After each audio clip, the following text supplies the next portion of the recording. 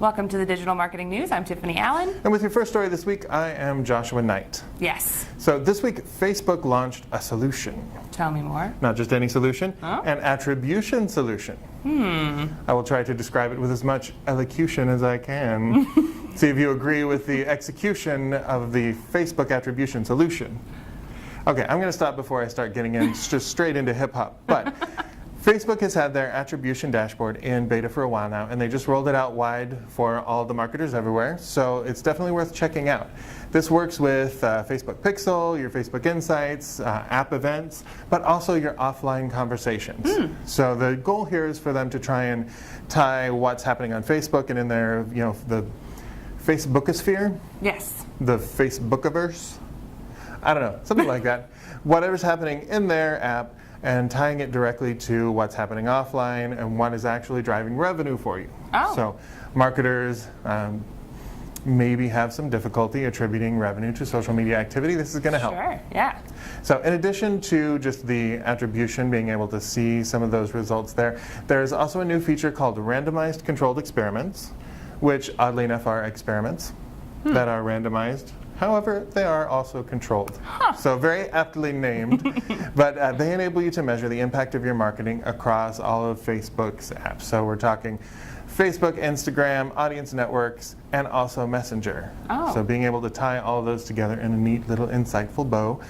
You can check out the article that we linked in the blog, has lots of screenshots to the pretty graphics that show exactly how this thing works. So Interesting. I'd say check it out. Always good to get some new insight and always great to tie stuff to revenue. Yeah, absolutely. I have other social media news. Oh yes? Yes. Do tell. So Bing, which not a social network, is expanding their reach to LinkedIn users and LinkedIn profile targeting for text ads, shopping campaigns, and dynamic search ads. Oh, What an exciting time. that is neat. That's Microsoft kind of flexing their LinkedIn acquisition muscles there. Yeah, absolutely. So targeting for search on the Bing network will be open beta for all devices, but there is a closed beta targeting for the Microsoft Audience Network. Ooh. So that's a little bit trickier to get into. However, really, really, really exciting that we can start targeting by LinkedIn profile. So that includes 145 industries, about 80,000 companies,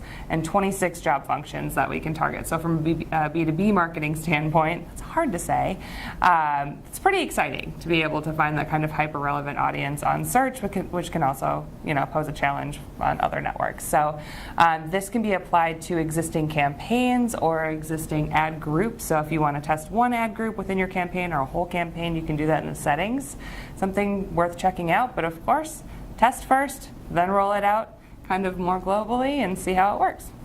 Yep, and we don't want to count out Bing, and I think that we frequently do. Yeah. I mean, you could take it with, rim a glass with salt and pour some margarita in it to take the results of this, but Right. Bing's own research found that there are people using Bing, there are quite a few, and they tend to be a little more senior in the org chart and a little more affluent than anybody else. So definitely worth a shot. Absolutely, and it is a little less expensive oftentimes to advertise on Bing, so it's kind of a, easier way to test with that budget. But, I want to talk about another search engine that people might have heard of. What is this one? Google. Oh, I've heard of that. Yeah, I never used it myself, but I've heard about it. They have a service called Google My Business, which is one of my favorite things to say. It is.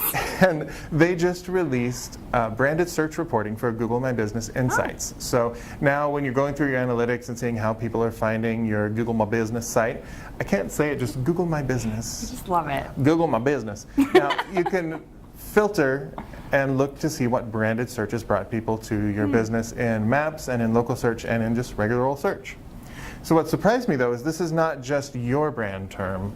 It's, for example, if you have a fast food restaurant, say, and somebody searches for McDonald's, and so it pulls up McDonald's, but also like, hey, you might also be interested in Bob's House of Chicken and Sausage. I am. Yeah, I'm always interested in chicken and sausage myself, but then you would see in your results like, hey, people searched for McDonald's and they clicked on your result instead, and it turns out people would rather have chicken and sausage than a Big Mac, and you wouldn't have known that before. Now you do. So definitely worth taking a look in your dashboard for these branded search terms on your Google My Business. Yeah. Makes total sense. I have something related to that to talk about next. Something local? Something local. Oh, do tell. Okay, so a new study from Bright Local shows that Google's local services ads, so their LSAs, account for 13.8% of all SERP clicks. When they're showed. Right. So when LSAs are present, other search types are affected. So 25% of all clicks on paid results are from LSAs when they're present. When LSAs aren't present, only 14% of all clicks are on paid results. Oh, so they're actually driving more interaction with the paid portion of the SERP. Absolutely. But they also affect organic results. No. Yes. Oh. So when LSAs aren't present, organic search results account for about 50% of all SERP clicks. When they are present, it drops to 44%. So that's a pretty big change, relatively, considering how many people see SERP results pages every day. Oh, yeah. You do the math. I really can't. So review rankings are the biggest motivator for clicking on LSAs. The quality of the review ratings also make a difference. For example, if something is ranked higher in the LSA kind of hierarchy in terms of positioning, if their reviews are lower than something that's showing lower in the SERP, that one in the SERP that's lower will get clicked on more because the reviews are better. So if you think about it when you're searching for some kind of service near you and you see those ads pop up and you see one with 3 stars and one with 5 stars, typically you're going to click on the one that has a better rating to start as you're kind of going through the research process. So something to consider as a business, investing in good Google reviews on Google My Business and elsewhere. It's very, very important to make sure that you're getting that customer feedback. And just ask for reviews is one of the best ways to get them. A lot of people don't take that simple step. So encourage the reviews, and if you do receive a bad review, it's not the end of the world. Just get in touch with a person, and people are looking to see how well those things are resolved. Right. Well, when you have 50 reviews and you have a couple bad ones, it's not as bad as if you have 3 reviews and you have a couple bad ones. It makes a difference. That is absolutely true. Yes.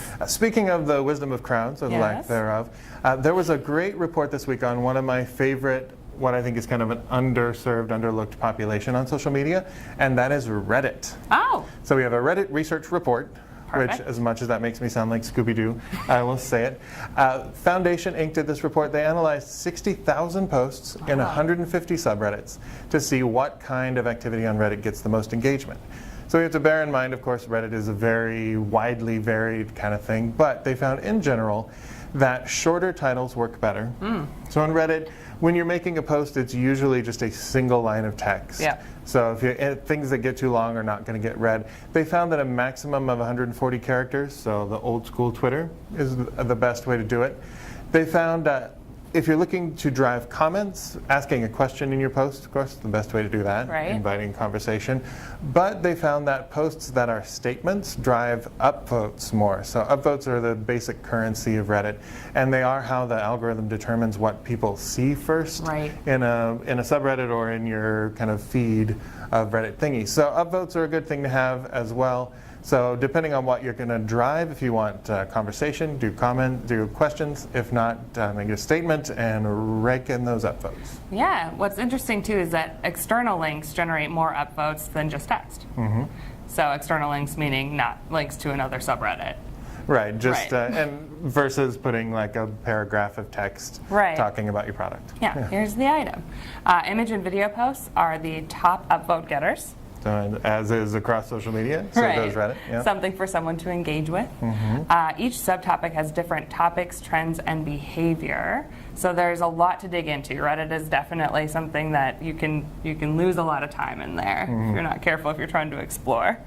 And so spend time getting to know the subreddit before you jump in is another big thing. So you don't want to jump into a subreddit and say, buy my shoes, or whatever. You want to take time reading what people are talking about, understanding what the kind of feel is of the group, and then, of course, jumping in with your own thoughts, but definitely not jumping in with the sales pitch would be my unless it's like an exclamation, like, buy my shoes, I declare that is a great thing.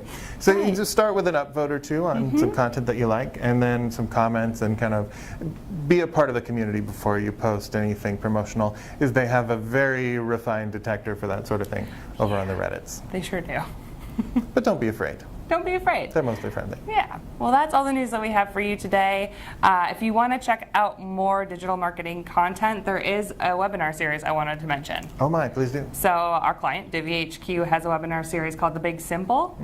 It's really, really interesting. They kind of talk about all things related to content planning, those sorts of things with a lot of folks. Jay Acunzo hosts it, who's one of our buddies. So if you're looking for that, you can check it out at divihq.com. They can direct you there or follow them on the social medias. Otherwise, if you want more content marketing news, insights, what have you, and others, you can go to the TopRank blog, toprankblog.com, to read more, or follow me on Twitter at Tiffany_Ellen or TopRank at TopRank. Yep, you can find me on Twitter at Nitewrites. That's NITEWRITES. And if you like us, please hit the subscribe button on YouTube and ding that bell so you get notifications. And otherwise, we'll see you next week. Bye.